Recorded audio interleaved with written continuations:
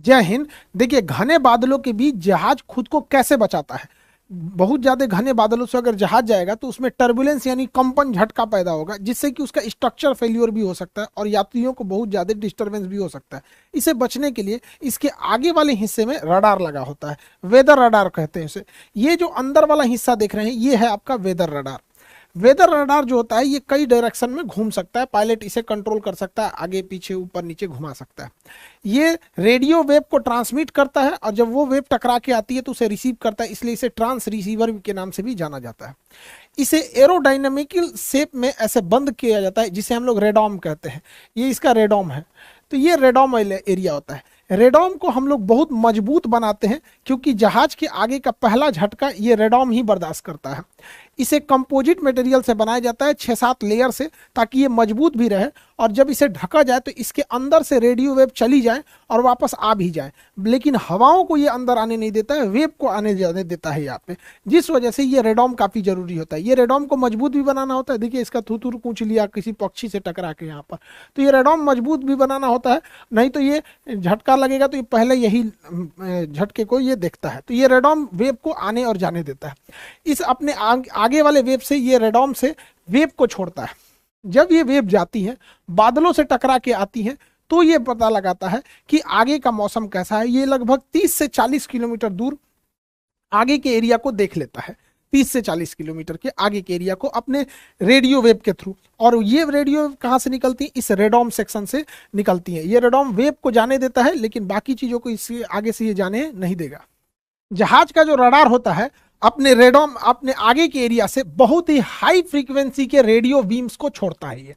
ये super high frequency SHF कहते हैं इसे शॉर्टकट में। ये लगभग 5 गीगा हर्ट्ज का होता है, बहुत ज्यादा इसकी फ्रीक्वेंसी होती है।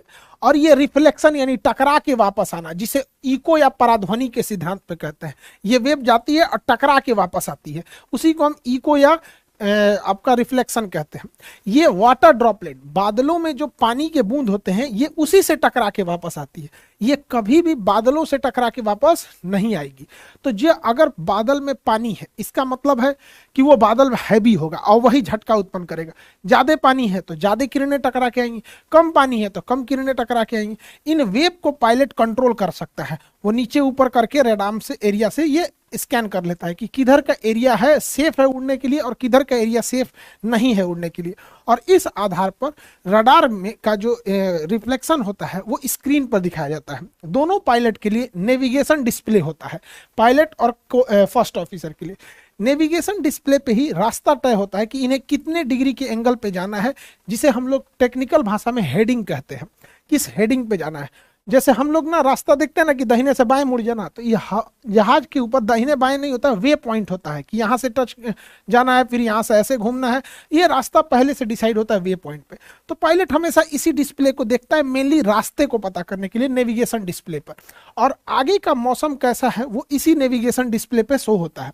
अगर ये नेविगेशन डिस्प्ले काले रंग का है तो मतलब समझिए कि सामने कोई बादल वगैरह नहीं है, टेंशन फ्री जहाज उड़ेगा। और ऐसे टाइम पे जहाज इतना स्मूथ उड़ता है कि लगता ही नहीं है कि उड़ रहा है। कभी कभी तो डाउट होता है, रुक गया क्या ससुरा, ही एकदम स्मूथ, पानी रख दिएगा तो छलकेगा नहीं। लेकिन जैसे बादल आ जाता है तो बादल की स्थिति में, अब देखिए ये है आपका नेविगेशन डिस्प्ले। ये भाई साहब को जाना है यहाँ पर और इसके रास्ते में आ गए हैं बादल। काला वाला एरिया में तो कोई दिक्कत ही नहीं है, वहां से कोई रिफ्लेक्शन लौट के नहीं आया इसलिए काला दिख रहा है। लेकिन अब रास्ते में बादल है तो कम बादल, ज्यादा घने बादल जिसमें पानी ज्यादा हो, एकदम काला रंग का होगा, तो ऐसे बादलों से बचना जरूरी होता है। तो इसके लिए रडार के डिस्प्ले पे 4 कलर का शो किया जाता है। ग्रीन कलर ऐसे बादलों को बताता है जिससे कि बचना चाहिए, लेकिन ज्यादा दिक्कत नहीं होगा, हल्का हल्का हल्का झंझनाहट होगी।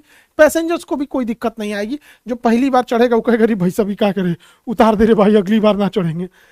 लेकिन येलो कलर वाला जो बादल होता है, पीले रंग वाला, ये खतरनाक होता है, ये हिला देता है जहाज को अच्छा खासा। लाल रंग वाला बादल को तो पायलट को कहा जाता है कि आपको अवॉइड ही करना है लाल रंग के बादल में, क्योंकि यहां पे जाने का मतलब है कि फंस जाएंगे लाल वाले बादल में। और मेजेंटा कलर जो होता है, यहाँ देखिए ये रहा मेजेंटा कलर, ये हल्का सा ये मेजेंटा कलर। मेजेंटा कलर का बादल से पायलट को सख्त निर्देश होता है कि आपको मेजेंटा कलर में नहीं जाना है, अगर आप यमराज का दर्शन नहीं देखना चाहते हैं तो। वरना जाइएगा तो सीवियर टर्बुलेंस कर देगा, उसे बच के रखना जरूरी होता है। तो ये 4 कलर होते हैं। सबसे बेस्ट तो ब्लैक कलर है भैया, कोई बादल ही नहीं है। ग्रीन कलर है, छोटा मोटा है। येलो कलर में थोड़ा ज्यादा है। रेड कलर हिलाएगा बढ़िया से, पैसेंजर डर जाएंगे। और मेजेंटा कलर में कोई ठीक नहीं, उलाट पलाट देगा जहाज को, स्ट्रक्चर फेलियर का भी डर होता है, डैने उन्हें टूट जाएगा, कोई बहुत ज्यादा सीवियर वो हो जाएगा, टर्बुलेंस हो जाएगा। जैसे इस जहाज को देखिए, इस जहाज को जाना है यहाँ से सीधे, अब इसको सीधे जाना है यहाँ पे। सामने देखिएगा यहाँ पे रेड कलर का एरिया आ गया है। अब ये क्या करेगा, रेड कलर वाले एरिया से यहाँ साइड हो जाएगा और फिर घूम के अपने रास्ते पे चला जाएगा यहाँ पे।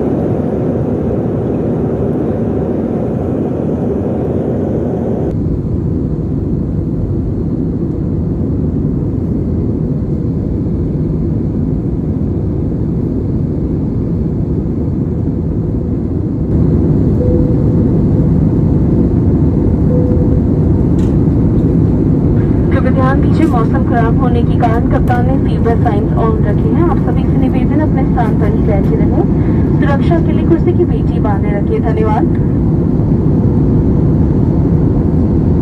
तो देखता है कहां से इसे ज्यादा बचाया जा सकता है। हालांकि ये तो सामने का एरिया दिख रहा है, अगर आप इसे देखेंगे, जैसे इसे सपोज कीजिए इसको यहां से यहां जाना है, तो सामने में तो बाप रे बाप मेजेंटा कलर है, जाने ले लेगा यहाँ पे। अब पायलट बकलोल थोड़ी है जो इधर से घुस के जाएगा, वो कहेगा भैया इधर मेजेंटा, हम इधर से निकल जाते हैं, इससे हम चले जाते हैं यहाँ पे, तो ऐसे घुमा के वो चला जाता है। हालांकि पायलट को 3 डायमेंशनल भी दिखता है, जैसे ये बादल है ना, तो ये ऊंचाई से भी दिखेगा। देखिए पायलट का ये जहाज है, मेजेंटा कलर ज्यादा ऊपर नहीं है, नीचे भर ही है। तो यहाँ पे पायलट 2 डिसीजन ले सकता है, या तो यहाँ से घुमा के चला जाएगा, या तो वो इसका क्रॉस सेक्शन एरिया देखेगा कि जहाज इसका यहाँ पर है और मेजेंटा कलर वाला बादल ऊंचाई पे है कि नीचाई पे है।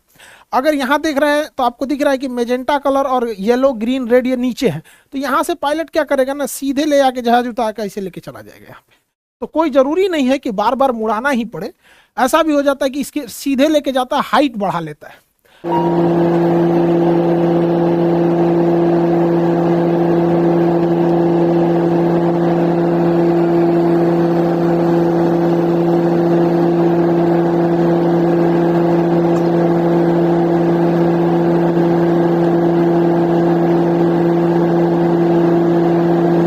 हाइट को क्या करेगा, बढ़ा लेगा, तो कुर्सी की पेटी का बांधने का साइन आ जाएगा। और उधर एयर होस्टेस अनाउंस करेगी कि मौसम खराब होने के कारण कप्तान ने कुर्सी की पेटी बांधने का संकेत ऑन कर दिया है, ये वो। तो लोग कहते हैं बांध ले रहे भैया, दिक्कत हो रहा है। तो जब भी मौसम गड़बड़ाता है, आगे बादल दिखता है, तभी ये अनाउंसमेंट किया जाता है। तो आप इतना तो समझ में आ गया कि या सामने से ले जा सकते हैं या ऊपर नीचे भी कर सकते हैं। जैसे यहाँ पे आप देखिए, ये जहाज है, इसका ये रास्ता दिखा रहा है कि ऐसे जाना है सपोज। अब इसके रास्ते में एक रेड कलर वाला है, तो 2 रास्ते हैं इनके पास। अगर इधर जाना है तो यहां से ये ऐसे घूम सकते हैं, नहीं तो इसका देखेंगे कि बादल अगर इधर से जाना ना, हम इधर से जेबे करेंगे, तो हाइट देख लेते हैं। तो यहाँ देखिए, यहाँ पे ये जहाज है और यहाँ पर देखिएगा तो ऊंचाई पर लाल वाला है, पीला वाला है और ग्रीन वाला है।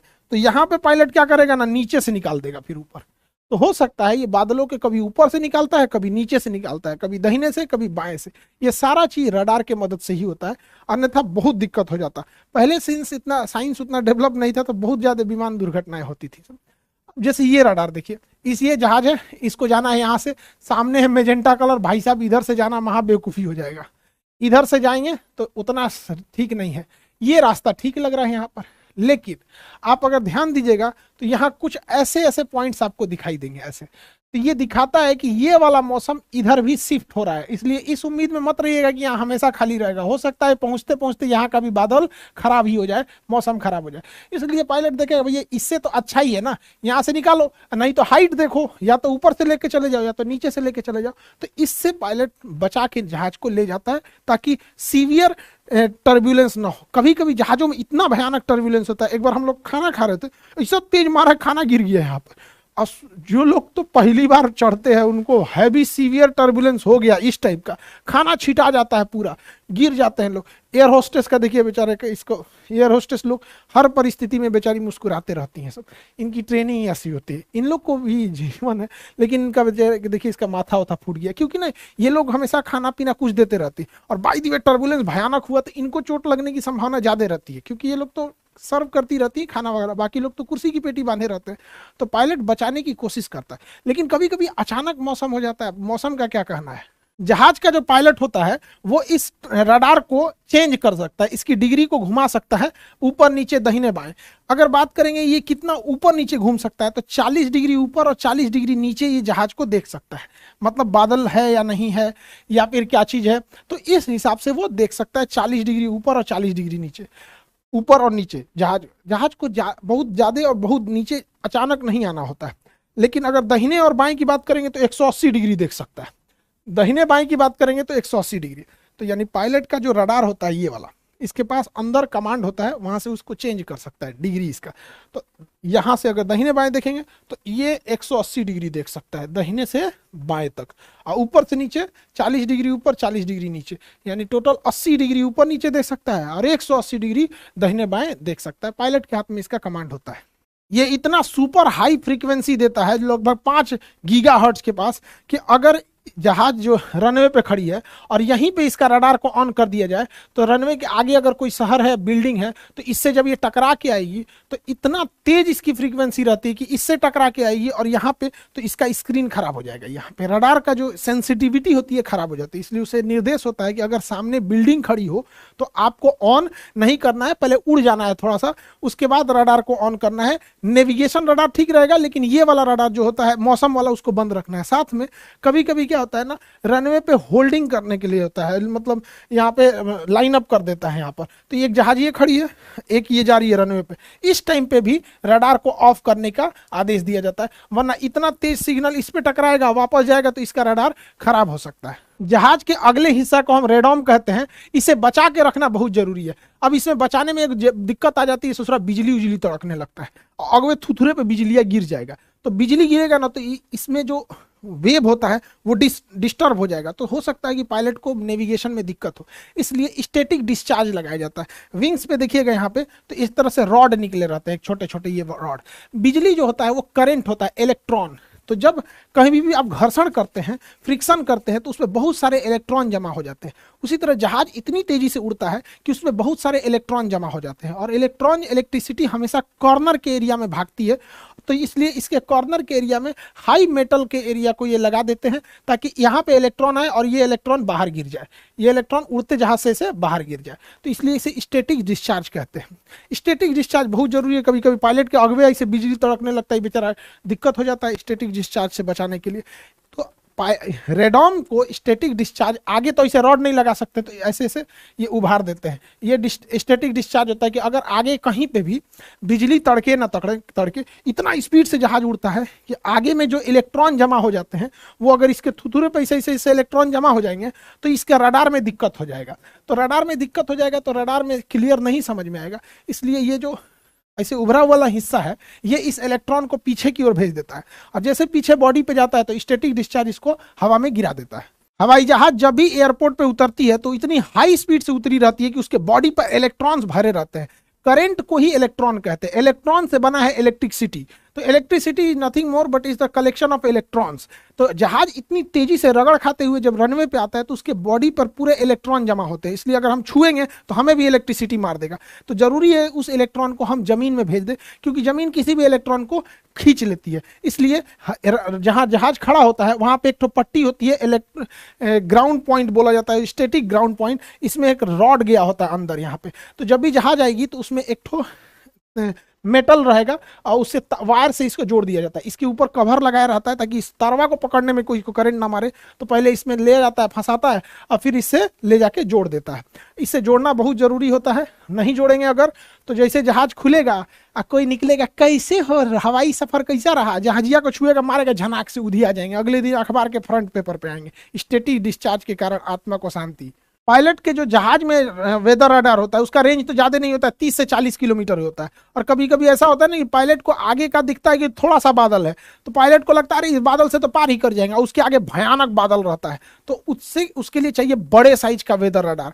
बड़े साइज का वेदर रडार जो डॉपलर रडार होता है ये जहाज में फिट नहीं हो सकता है, इसलिए इसे क्या किया जाता है, ग्राउंड पर एयरपोर्ट के आसपास में फिट कर दिया जाता है। तो ये बहुत बड़े एरिया को ये कवर कर लेता है। तो एटीसी भी बता देता है कि बउआ इस रास्ते रास्ते से मत आओ, तुमको तनी सा दिखा रहा है कि 30 किलोमीटर गड़बड़ है, हमको दिखा रहा है कि पूरा 100 किलोमीटर गड़बड़ है, उलट जाओगे बबुआ, चल जाओ, लौट जाओ। इसलिए तो ये बड़े साइज का वेदर रडार होता है यहाँ पे। अब ये देखिए भारत के नक्शे पे चारों ओर से ये वेदर डॉपलर रडार लगाया गया है।